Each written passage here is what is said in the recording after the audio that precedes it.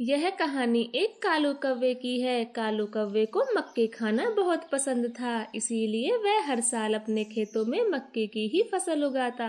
कालू, आप हर साल भुट्टे की ही खेती करते हो, इस साल अनाज की खेती कर लो। हाँ हाँ कालू दोस्त, आपके ये भुट्टे खा खा के मैं तो पक गया हूँ। आप कोई मीठे से फल की खेती कर लो। आप दोनों चुप हो जाइए। मैं जब छोटा सा था तब से यही सोचता आया हूँ कि खेती करूँगा तो सिर्फ मकई की, वरना नहीं। कालू भैया, ऐसा भी क्या मिलता है आपको इस मकई की खेती से? ज्यादा महंगी तो होती नहीं है और आधी फसल तो वैसे ही खराब हो जाती है। हाँ हाँ चिड़िया, आप एकदम सही कह रही हो। और तो और आधी फसल तो खेत में ही खराब हो जाती है। आप सबकी ये बक बक सुनकर मैं अपना आइडिया बदलने वाला नहीं हूँ। चाहे कुछ भी हो जाए, करूँगा तो मकई की खेती ही। कालू कौवे की ये बात सुनकर तो सभी पक्षी चुप हो जाते हैं। चलो यहाँ से, ये कालू कौवा तो पागल हो गया है, खाने दो इसे भुट्टे ही भुट्टे। ऐसे बातें कर कालू को अकेला छोड़ सभी पक्षी वहाँ से चले जाते हैं और आपस में बातें करते हैं। दोस्तों, चाहे कुछ भी हो जाए, परंतु इस बार हम कालू भैया को मकई की खेती नहीं करने देंगे। नहीं नहीं चिड़िया बहन, आप ही करो जो करना है, हमें क्या लेना उस कालू कौवे से। अगर वो मकई की खेती करता है तो करने दो। मिट्ठू तोते, कालू को सिर्फ मकई की खेती से ही लगाव हो गया है। वह भूल गया है कि हमें मौसम के साथ बदल बदल कर खेती करनी चाहिए। आप सही कह रही हो चिड़िया, हमें कालू कौवे का मन बदलना होगा ताकि वो बदलते मौसम के साथ खेती करे। ठीक है दोस्तों, मैं भी आपके साथ हूँ, परंतु हम कालू को मक्के की फसल उगाने से कैसे रोकेंगे? मेरे पास एक उपाय है जिससे कालू मक्के के बीज को अपने खेतों में बो ही नहीं पाएगा।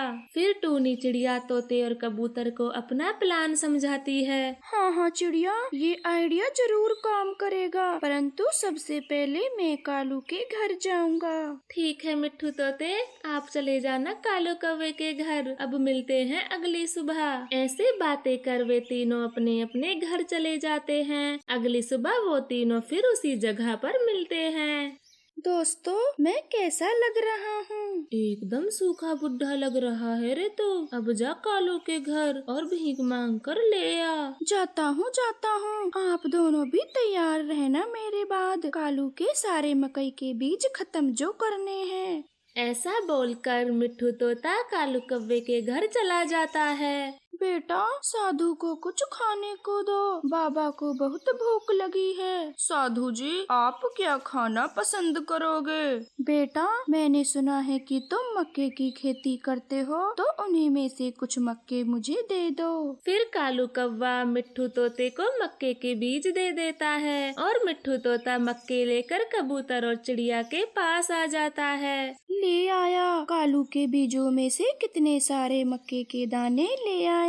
अब मेरी बारी है, मैं जाता हूँ और देखना कितने सारे मक्के के दाने लाऊंगा। फिर कबूतर भी कालू कौवे के घर चला जाता है और जोर जोर से बोलता है, हे धनी पक्षी, तेरे द्वार पर बाबा खड़े हैं, बाबा को कुछ खाने को दो, बाबा बहुत भूखे हैं। बाबा जी प्रणाम, मैं अभी आपके लिए ताजी ताजी फल लाता हूँ। अरे मूर्ख बालक, बाबा कोई फल नहीं खाते, बाबा बस मक्के के उबले हुए दाने खाते हैं। माफ करना बाबा जी, मैं अभी आपके लिए मक्के लाता हूँ। मुझे तो आज अपने खेत में मक्के के बीज बोने हैं, परंतु इस तरह से तो मेरे सारे दाने खत्म हो जाएंगे। परंतु मैंने बाबा को मक्के नहीं दिए तो बाबा मुझे श्राप दे देंगे।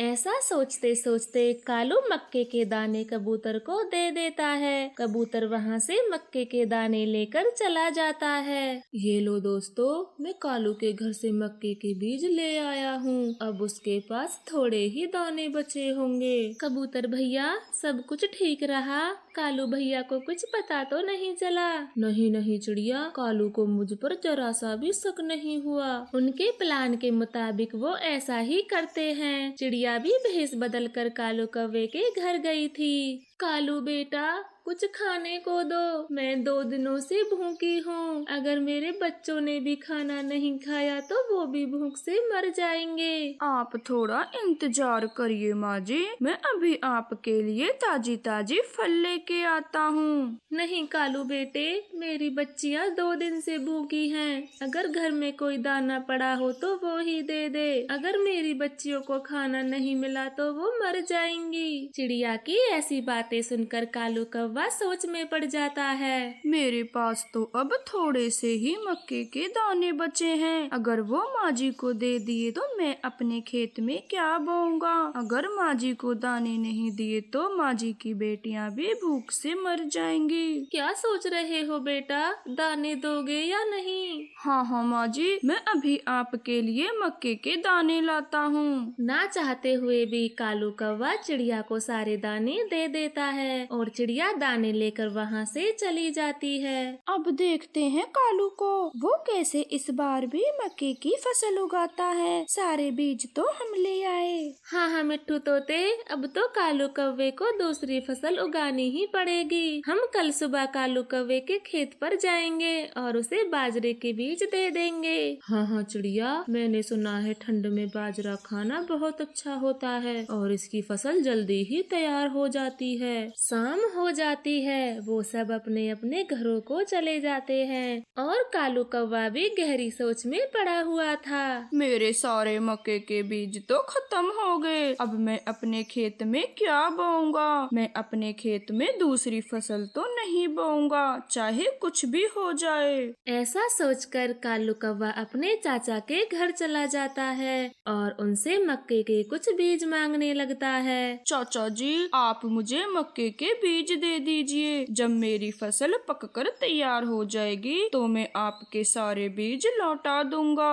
कालू का चाचा बीज दे देता है और कालू अपने सारे खेतों में मक्के के बीज बो देता है। अगली सुबह कालू अपने खेतों में पानी लगाने के लिए जाता है। तभी वहाँ पर वो तीनों पक्षी भी आ जाते हैं। कालू भैया, आप निराश ना हो, हम आपके लिए बाजरे के बीज लाए हैं, आप इन्हें अपने खेतों में बो दें। आप दोनों क्या बकवास कर रहे हो। मैंने अपने खेतों में बीज बो दिए हैं और अब पानी लगाने के लिए आया हूँ। क्या कालू, तेरे सारे मक्के के बीज तो खत्म हो गए थे, फिर तेरे पास और मक्के के बीज कहाँ से आए? मैं रात को ही अपने चाचा जी के घर से बीज लाया था और उन्हें बो भी दिया हूँ। अब हटो यहाँ से, मुझे अच्छे से पानी लगाने दो। ऐसा कहते हुए कालू कौवा अपने काम में लग जाता है और वे तीनों खेत से बाहर आ जाते हैं। काश मेरे पास भी एक खेत होता, मैं उसमें हर बार अच्छी अच्छी फसल उगाता, ना कि मक्के की फसल के ही पीछे पड़ता। मैं तो कहता हूँ कि जब ये कालू यहाँ से चला जाए तो हम सारे मक्के के बीजों को निकाल कर दूसरे बीज बो देते हैं। नहीं मिट्ठू तोते, ये गलत बात है। अब कालू कौवे ने फसल को बो दिया है। एक बार फसल बो दी जाए तो उसे खराब नहीं करना चाहिए। मैंने तो पहले ही कहा था, ये कालू कौवा बहुत जिद्दी है, ये किसी की बात नहीं सुनेगा।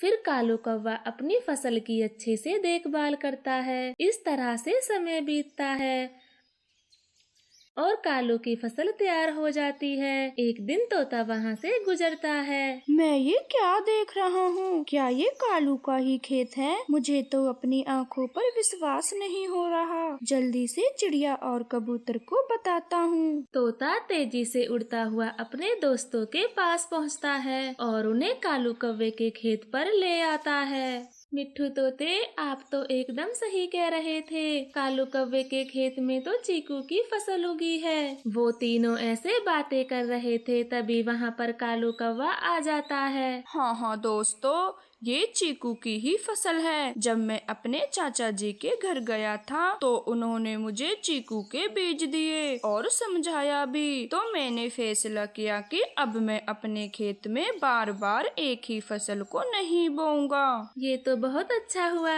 कि चाचा जी ने आपको समझा दिया, वरना हर बार की तरह हमें इस बार भी भुट्टे खाने को मिलते, परंतु इस बार हमें मीठे मीठे चीकू खाने को मिलेंगे। चाचा जी का बहुत बहुत धन्यवाद। जो काम हम ना कर सके वो चाचा जी ने कर दिया। फिर वह पक्षी बड़ी खुशी के साथ मीठे मीठे चीकुओं का आनंद लेते हैं। रानो, मैं गुड़िया के लिए एक अच्छे घर का रिश्ता लाई हूँ। लड़का बहुत पढ़ा लिखा और सुशील है। ये तो आपने बहुत अच्छा किया गौरी बहन, हम अभी गुड़िया की शादी की ही बात कर रहे थे। तो ठीक है रानो, मैं कल लड़के वालों को आपके घर ले आऊंगी। अगर गुड़िया बेटी पसंद आ गई तो जिंदगी भर सुख बरतेगी। ठीक है गौरी, तो कल हम दोनों काम पर नहीं जाएंगे, आप उनको लेकर आ जाना हमारे घर। फिर गौरी कव्वी लड़के वालों के घर चली जाती है और रिश्ते की बात को आगे बढ़ाती है। ठीक है गौरी बहन, हम कल आपके साथ चल देते हैं। अगर हमको गुड़िया बेटी पसंद आ गई तो शादी भी जल्दी ही करेंगे। हाँ हाँ बहन जी, बिल्कुल, आप बस कल तैयार रहना। अब मैं चलती हूँ। फिर गौरी कव्वी अपने घर चली जाती है और इधर रानो चिड़िया भी बहुत खुश थी। टुन्नू जी, हमारी बेटी की किस्मत कितनी अच्छी है जो उसके लिए इतने बड़े घर से रिश्ता आया। हाँ रानो, गरीबी तो हमारी बच्ची ने इसी घर में बहुत देख ली। अब भगवान करे उसका आगे का जीवन सुख में बीते। और अगली सुबह गौरी कव्वी लड़के वालों को उनके घर लेकर आ जाती है। गौरी बहन, हमें तो गुड़िया पसंद आई। अगर इनको भी हमारा बेटा गुल्लू पसंद आया है तो शादी की तारीख पक्की करते हैं। हाँ हाँ बहन जी, हम सभी को गुल्लू बहुत पसंद आया है। आप बस शादी की बात पक्की कीजिए। फिर वह सब शादी की बात पक्की कर वहाँ से चले जाते हैं। टुन्नू जी, आपने शादी की तारीख इतनी जल्दी क्यों रखी? ये तो बहुत जल्द ही आने वाली है। इतने दिनों में रुपए पैसों का इंतजाम कहाँ से होगा? अरे रानो, इतना अच्छा रिश्ता बार बार नहीं मिलता। पैसों का इंतजाम तो मैं कहीं न कहीं से कर ही लूँगा। यह कहकर टुन्नू चिड़ा जहाँ काम करता था वहाँ पर चला जाता है और गुड़िया की शादी की बात बताता है। मालिक जी, कुछ रुपए पैसों का सहारा दे दो, गुड़िया बेटी की शादी है। टुन्नू, मैं तुझे एक भी पैसा नहीं दे सकता क्योंकि इस बार व्यापार में बहुत घाटा आया है। यह सुनकर टुन्नू चिड़ा वहाँ से चला जाता है और मन ही मन सोचने लगता है, शायद मुझे इतनी जल्दी पैसे कहीं से नहीं मिलेंगे, मुझे कुछ और इंतजाम करना पड़ेगा। यह सोचकर टुन्नू चिड़ा एक साहूकार के पास चला जाता है और उसके पास अपना घर गिरवी रख पैसे ले लेता है। टुन्नू, मैं तुझे सिर्फ 6 महीनों के लिए पैसे दे रहा हूँ। अगर मेरे पैसे टाइम पर वापस नहीं किए तो घर पर मेरा कब्जा होगा। ठीक है सेठ जी, मैं समय से पहले आपके पैसे चुका दूंगा। फिर टुन्नू चिड़ा पैसे लेकर अपने घर चला जाता है और रानो चिड़िया को पैसे दे देता है। टुन्नू जी, इतने सारे पैसे आपको किसने दे दिए? रानो, मैं आपसे झूठ नहीं बोलना चाहता। मैंने ये घर मोती सेठ के पास गिरवी रख दिया है। टुन्नू जी, आपको घर गिरवी नहीं रखना चाहिए था। अगर मोती सेठ के पैसे 2 दिन भी लेट हो गए तो वो हमारे घर पर कब्जा कर लेगा। आप चिंता न करें रानो, 6 महीने का समय है हमारे पास। जब तक हम ये पैसे आराम से लौटा देंगे। फिर टुन्नू और रानो चिड़िया पैसे लेकर बाजार चले जाते हैं और शादी का सामान खरीदना शुरू कर देते हैं। रानो जी, आखिर हमारी बेटी हमें छोड़कर चली जाएगी। मेरा तो उसके बिना मन भी नहीं लगेगा। टुन्नू जी, मुझे तो सिर्फ एक बात की खुशी है, वो हमारे गरीब घर से निकलकर एक अच्छे घर में जा रही है। मेरी तो सारी चिंताएं ही दूर हो गयीं। वह परिवार ऐसे ही शादी की तैयारियों में लगा हुआ था और तभी गौरी कव्वी उनके घर आती है। रानो, मुझे तुझसे एक जरूरी बात करनी है। हाँ गौरी बहन, कहिए, आपको क्या बात करनी है? वो क्या है कि लड़के की माँ आज मेरे घर आई थी और बोल रही थी कि हमें दहेज में एक मोटर बाइक चाहिए। लेकिन गौरी बहन, पहले तो उन्होंने ऐसा कुछ ना कहा था। मैंने तो उनसे बहुत कहा कि वो इतने गरीब हैं तो मोटर बाइक कहाँ से लाएंगे, लेकिन उन्होंने मेरी एक ना सुनी और कहा है कि अगर मोटर बाइक का इंतजाम हो जाए तो बता देना, हम बारात लेके आ जाएंगे। टुन्नू जी, अब हम क्या करेंगे? हमारे पास तो इतने रुपये हैं ही नहीं। मैं तो कहती हूँ आप ये रिश्ता तोड़ दो।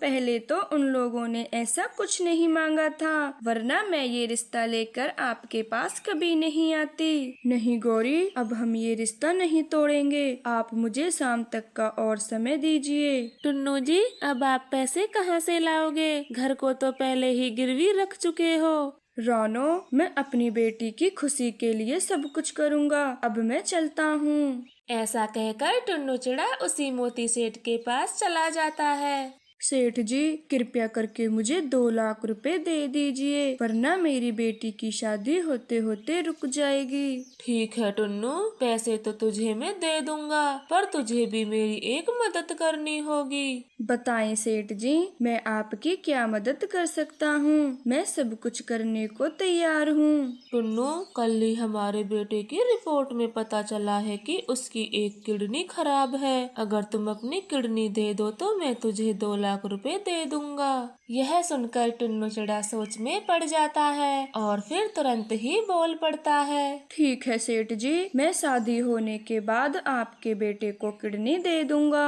अभी आप मुझे पैसे दे दीजिए। मैं तुझे पागल दिखता हूँ जो तुझे पहले पैसे दे दूँ? पहले किडनी दे, फिर पैसे ले लेना।